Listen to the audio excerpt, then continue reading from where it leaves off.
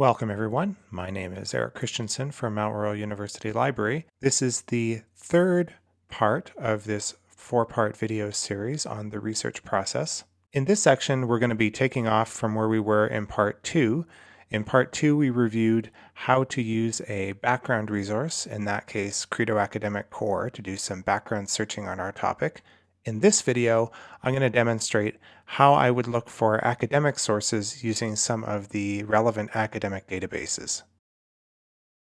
We subscribe to a number of academic databases at Mount Royal University, and you can find those databases in a couple of places.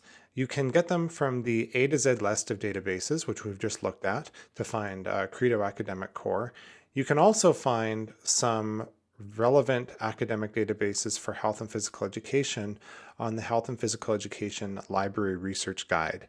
So I'll put a link to the Library Research Guide and the library homepage in the bottom description of this video, so you can find the links down there. Let's do a couple of searches and see how we can narrow our results for our topic of undergraduate students' physical health or physical activity by starting with sport discus. So if I want to find sport discus, I'm going to go to S.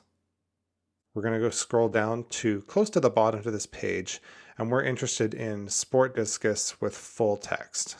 Now, most of these academic journals have a very similar interface, and the feature sets are more or less identical. There's some nuances in terms of search features between each database, but really once you understand the basics of search, you can use all of these. Now, for this example, we're going to be starting with the Sport Discus database, and I'll replicate some of my searches in Medline or something else, because ideally we want to search a variety of databases. Now, one thing to point out, I'm not using MRU Library's main search for the demo today. I've already created 2 videos on how to use the MRU library search using a different example that are very comprehensive, and those are linked in the video description below. So check that out if you want to use the main library search. We know that we're looking for undergraduate student health. That's kind of our topic. We've done some more specific searches in encyclopedia databases. Presumably we've done some reading on this topic. So there's a few things we can do. We could start with a fairly basic search. So for example, I could type in something like undergraduate student health. I'm not doing anything fancy with my search terms here. I'm just putting them in the basic search box. Now, if I do a search like this, which is pretty broad, I'm going to get quite a few results. You'll probably notice from the search results section that I have 1,888 search results. So what we probably want to do is go to a more advanced search and target some of the more specific keywords that we learned about doing our pre-reading. I recommend clicking on the advanced search section and starting our search fresh and putting in some new keywords. Now I'm in the advanced search section. So what I want to do is I want to combine some of the terms that I've found from my background reading that I think would be useful. Now I've started typing undergraduate student or. I'm going to put some equivalent terms in so I can search a variety of different options. But you'll notice that as I start searching in Sport Discus, the database is already recommending to me some optional terms that I want to look for. And in fact, this is pretty close. So it's recommending undergraduate students or college students or university students. So I'm going to type that in using quotation marks. So it's going to run off the page a little bit, but you'll see what I mean. So now I've typed in undergraduate student or college student, and I'll scroll over to the side, or university student. So I've done a few things with this. First is that I have put all of the equivalents in line. So all of these things in this row are a related idea. They're just different ways of searching for students. I've put each of these phrases or search terms in quotation marks. So if you think back to any previous library instruction you've done, or if you've done any search demos in class before, we put things in quotation marks when we want to keep those words together. So I want to keep things like undergraduate student, college student, university student together. So I've put those in quotes. I've also put or between each of these terms because that's telling the database I'm looking for any article that has any of these terms. It doesn't have to have all of them to be searched. So that's what I've put in row 1. Now I'm going to go ahead and put some keywords in the second row. In the second row, I've put in physical health in quotes or physical activity in quotes. I'm not quite sure yet how the academic research is going to represent these terms, but I've seen in previous articles it be listed as physical health or physical activity. So I'm doing very much what I've done in the first row. I've said either or. So this is a little bit more of an advanced search. So right now I'm looking for any of the things in row 1 and any of the things in row 2. I find it easier to divide up my searches this way. So I've gotten a few fewer results in this search, 1,649. That's not too bad. What I'm going to go ahead and do now is that I am going to select some filters in this search engine to see if I can narrow it down even further. So on most of these searches, the filters that you can use to narrow your search are on the left-hand side. So in this case, we have a few options. We have some limit to options here. We have a date range option, so we can limit by the year of publication. We can limit by the source type, so there's books and articles and magazines in this database, as well as the specific publication, publisher, language, etc. So there's a few key ones that I'm going to want to select right off the bat. First of all, I recommend not selecting full text. Many of these articles will have PDFs under them, many will not. Selecting full text will always bring back articles with a PDF attachment. However, that doesn't mean that you don't have access to the article.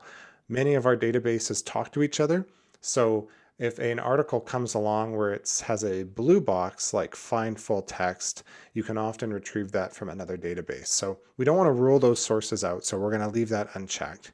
I do want to check scholarly peer-reviewed journal articles because that's what I'm looking for at this point. So let's go ahead and select that.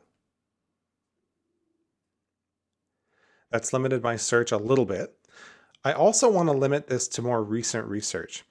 Currently, the default is 1972 to 2021. So I'm going to limit this to roughly the last 10 years. So I have just over 1,100 results, so that's not bad. I'm also going to limit my search to English speaking articles. I don't speak another language, and there's quite a few articles in here that are not in English, so I'm going to limit it to that. So I'm just under 1,000 results, 957. That's actually not too bad for a fairly broad search as this is.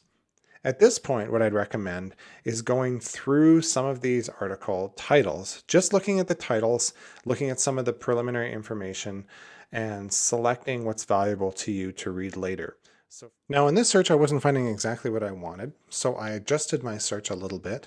I actually removed undergraduate students. That was kind of messing my search up. And I just tried university student or college student, and I kept physical health or physical activity the same. I found that I got fewer results. In fact, I was able to narrow it down to about 125 with the filters I've used, which is much easier, and I was able to get more precise results. So sometimes you might find that having too many terms or too many options in your search actually broadens it too much. So be prepared to adjust your search as you go along. One thing that I'll note is that as I went along and found useful articles, I selected the blue folder icon, like this article here, beside each text, and that turns it yellow. All the articles I've saved have now been saved at the top of my folder up here, so I can go back to this folder at any time, and I can review all of the articles that I think might be valued to me so far and go and read them. This is also a great feature because I can select all of these articles and I can email myself the titles and the records to find later. So from my saved articles list, I'm just going to go into one of them to show you the record of the article. So this article is called Required Health and Wellness Courses, Associations with College Student Physical Activity, Behavior, and Attitude. So let's just take a look at this as an example. To get to the article record, you just have to click on the title. In this case, I have the full PDF version of the article here as well, which is very handy. So we learn a lot about the article just by looking at the record information. We have the title, we have the authors, we have the source, which is the journal that this article was published in.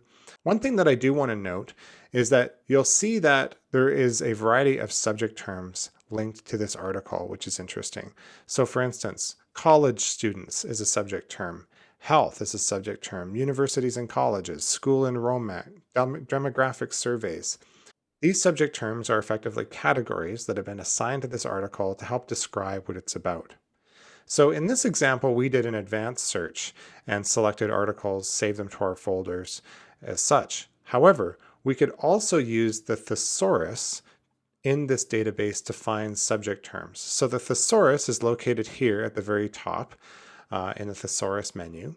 So let's go ahead and click on thesaurus. Now, not every database has access to a thesaurus. In this particular case, we can search for the subject terms used in this database to categorize articles. That's another way to do an advanced search and to kind of hone in on what are the more relevant articles to find a research gap. Once you're in the thesaurus, you'll see this browsing the sports thesaurus. So essentially, this is an A to Z list of terms, and we can see if certain terms are present. Now, one of the things I noted in previous articles is that they talk about sedentary behavior a lot. So I'm just going to type in sedentary. And in this case, sedentary alone isn't a term. So I get this red text that says the terms you entered could not be found. But the thesaurus, when I do a search, will take me to the alphabetical part of the list of terms where I can find something relevant. So for instance, we have sedentary behavior, behavior in children, sedentary lifestyles, etc. So sedentary lifestyles and sedentary behavior, that's interesting. I could click on either of these terms and learn more about it. So sedentary lifestyles tells me here are entered works on consistent patterns of living that involve little or no physical exercise. This term may be used in relation to individuals, groups, or populations. So this is really interesting. I also get some other terms that are recommended to me. So in addition to sedentary lifestyles, it says the broader term is lifestyles. That makes sense. It also recommends health behavior, physical fitness, and sedentary behavior as other terms that I might want to use. So if I wanted to do a search for sedentary lifestyles, I would just check the box beside this, and I would click Add. If done properly, it will add sedentary lifestyles with a DE in front of it, formatted this way, into my search. So if I wanted to see how many articles are related to sedentary lifestyles, I'll just hit search. And in this database, I haven't selected any filters or anything, but there's about just under 2,100 articles related to sedentary lifestyles. Now, if I wanted to find out if there was research around sedentary lifestyles and students, I could go ahead and add that term. So what I've done here is that I'm searching for students and university or college. So these are keywords that I've borrowed from my previous search. And essentially what I'm doing is that I am searching them within the category of sedentary lifestyles. I have about 163 results, and I have gone ahead and checked the English language box at the bottom. So I'm looking for articles in English that are scholarly peer-reviewed. I did not select the publication year because 2009 is the oldest publication by default in this search. So you'll notice that there are some articles, like this one at the top, that I've already selected, but there are a variety of other articles. So this one talks about weight gain in college students, physically inactive adolescents experience. So there's a few different sources that I haven't seen before. So in addition to doing the advanced search that I showed you earlier, we can also search via subject term. As a point of comparison, I also want to show you what this search looks like in a similar looking but very different database. So the database that I'm showing you right here is Medline, so you can see that from the title at the top. Medline is an excellent medical database. It's great for finding medical articles, articles from nursing, nurse practitioners. However, it does include a lot of sports medicine studies as well. So when you're doing your literature search, it's often worthwhile to try your searches in parallel, meaning try the same search across multiple databases. Many of the articles will be the same, but you may find articles that are drastically different that will really contribute to your literature search and therefore finding a research gap.